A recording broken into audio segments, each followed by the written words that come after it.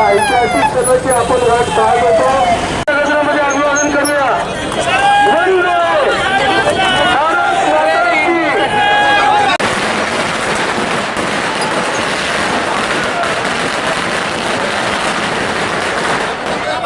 आपण बघता की छत्रपती शिवाजी महाराजांच्या जवळ छत्रपती काय नाही करू शकत.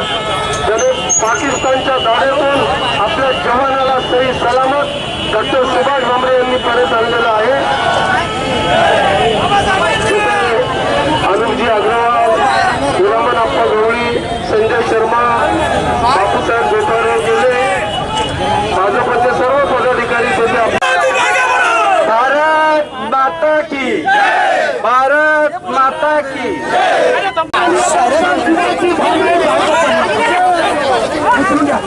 अरे काय येडोबाळा करता रे म्हणा सारखा साईडला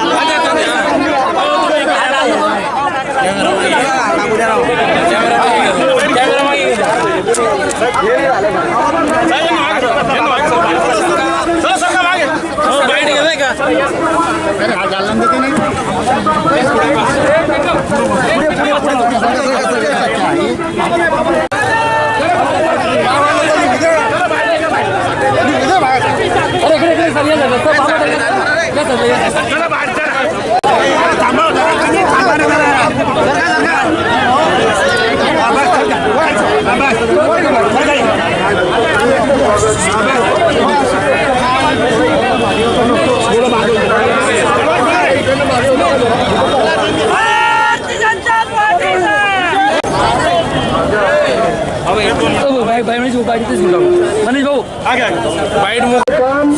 पंतप्रधान नरेंद्रजी मोदी यांच्या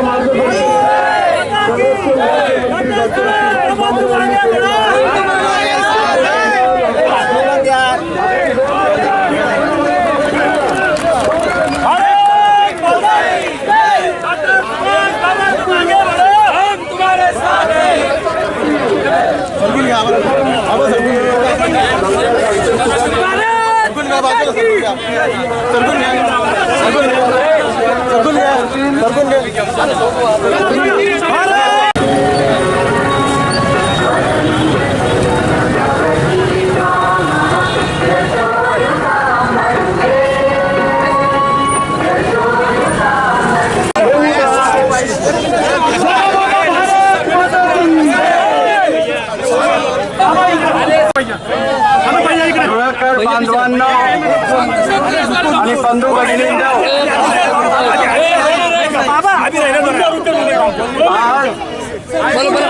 आपल्या सगळ्यांसाठी अतिशय आनंदाचा दिवस आहे. कारण ज्यावेळेस आपल्याला धुळे जिल्ह्याला बातमी समजली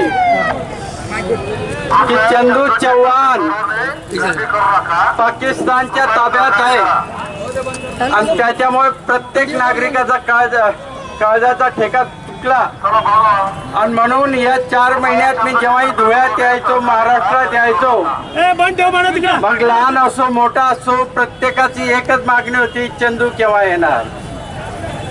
मी त्याच्या घरी गेलो होतो बोरवीर मध्ये आणि त्याच्या कुटुंबियांची भेट घेतली आणि त्यांना शब्द दिलेला होता की धुळे जिल्ह्याच्या जनतेच्या आशीर्वादाने, आई वडिलांच्या आशीर्वादाने मोदी साहेबांनी मला एक मोठी संधी दिली आणि संरक्षण राज्यमंत्री केले.